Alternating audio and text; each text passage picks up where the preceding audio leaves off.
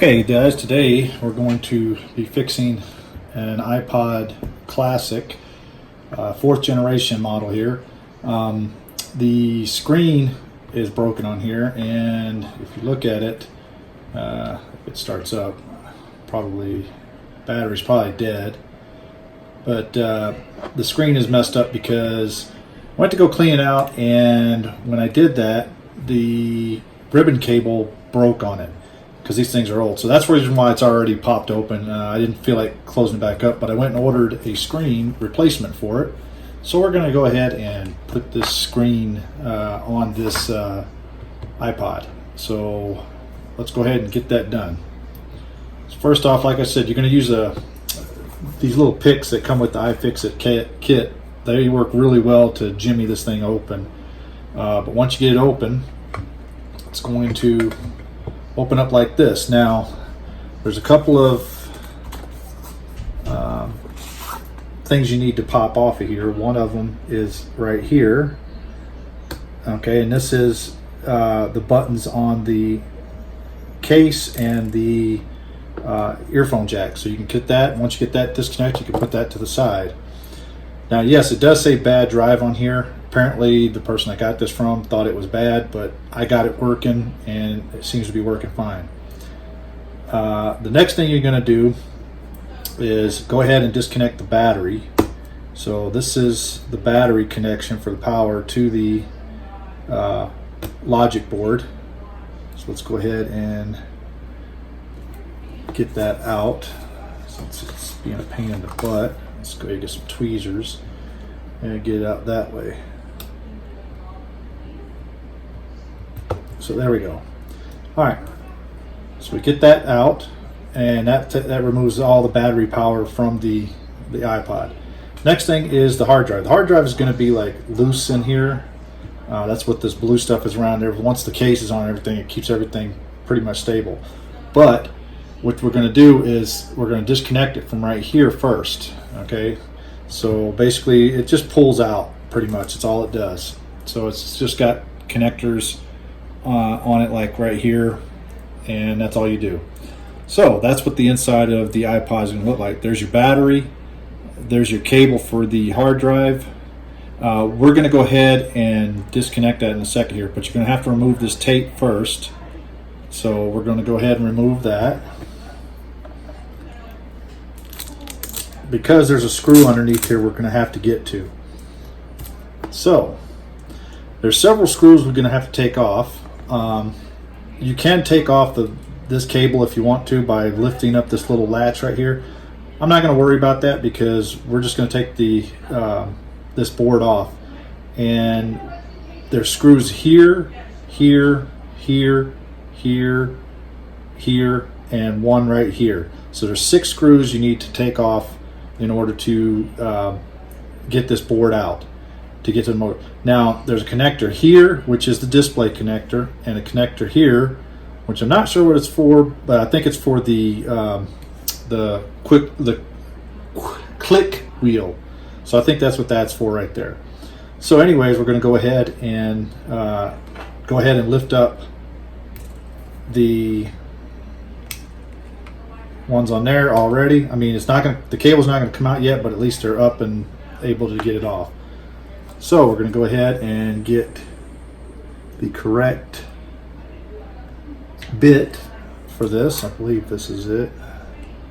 Make sure. Yep, that's it. And we're going to go ahead and remove these screws.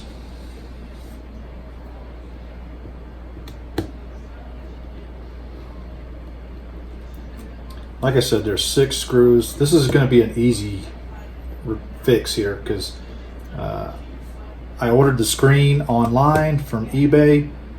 It was, I want to say, about $6 for the screen, and I'm going to show you guys exactly what happened. The ribbon cables on these things get old and brittle, and if you ever take these apart, that's exactly what happens. The actual ribbon cable on the display will break. Now, I could still use the iPod, but it had like all kind of artifacts on the screen. So we're going to do that. So you're going to lift out the board carefully, Now this is pretty fragile. All right, so now there's your board, but now we got to get these cables disconnected. So there's a cable here, which, let me get my tweezers. We're going to get it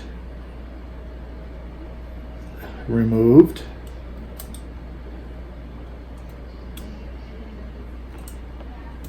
There we go.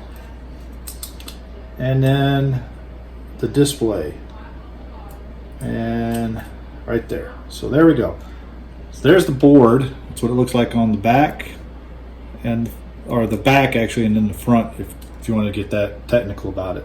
So anyways, that's what it looks like on the side. So we're going to be replacing this part here, and if you can tell, it's not even really attached, so it just comes right out.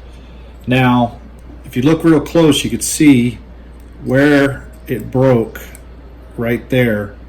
You could see, and hopefully I could see that in the camera, but right on this part right here, a couple of the lines broke. So it was still showing the display, it just wasn't, it had like lines in it, and you could see stuff like that.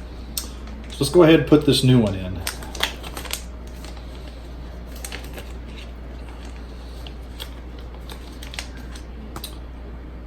That's funny too, because this new one made a trip all the way from Wisconsin to Puerto Rico, good old UPS or USPS, and then back. So that fits in perfect. That's all it does is it slides in there. There's 4 little notches on the side here where the screws are that it fits inside of nice and neat, and you can see the front of it looks good. So now we're going to put the the logic board back in. So we're going to carefully get the cable back in. Now, like I said, there's a little lever right here. Make sure it's up. So we're going to get this cable back in. This might be a pain in the butt here, but we're going to get it.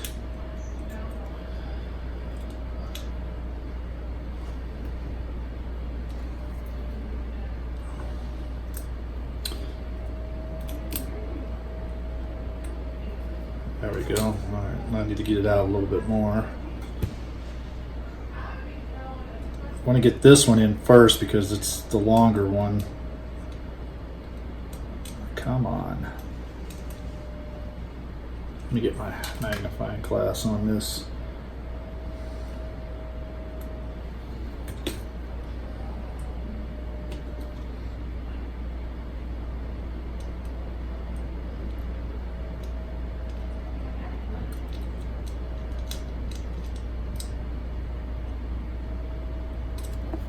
Alright, we're going to do this the easy way. I'm going to pull the display out. We're going to do it this way, so I can get all my fingers in there.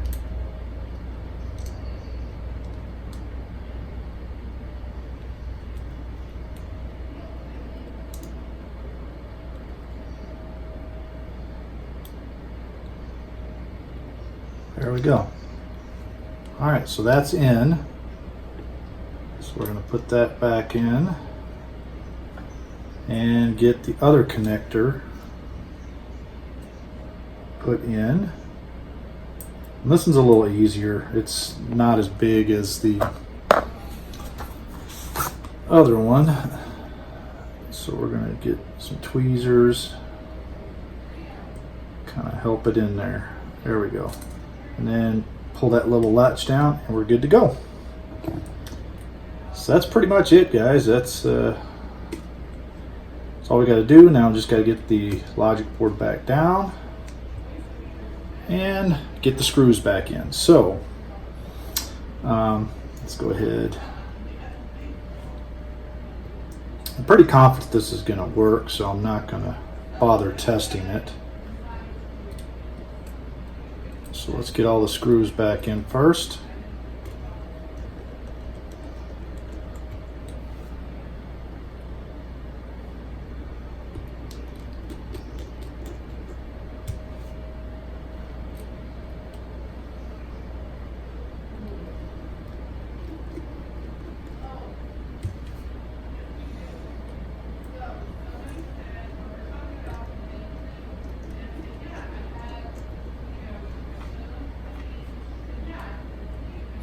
Now I am going to test it before I actually close it all the way up again, before I clip everything on. But you have to have the back on in order for it to work. Alright, so let's get the hard drive back in. Actually, let's get this tape back on. And all the tape does is just, I don't know what it does really, to be honest with you, but it was there, so I'm putting it back. So let's get the hard drive in. You can't mess this up. It only goes in, it's got like a little pin connector, so you can't screw it up. Alright, and let's get this last connector on.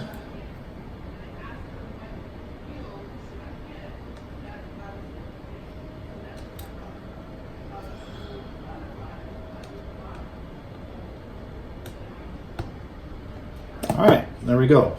Let me find a cable real quick so I can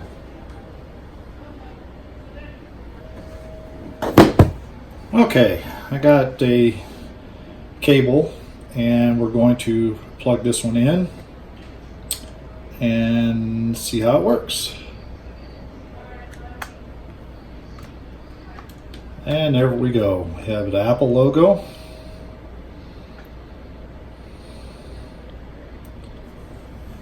And it should come up with a, there we go. We have the backlight, which I didn't have before because of that cable break, which is nice. Oh wait, I have the, hold on. All right, everything seems to be working pretty good. So there we go. A successful fix. So now let's go ahead and put the case back on completely, since I've already tested it. First thing is we got to get the battery plugged back in. And basically this just pops back on. That's all that happens, see? And the battery does have a little small charge on it, so there we go.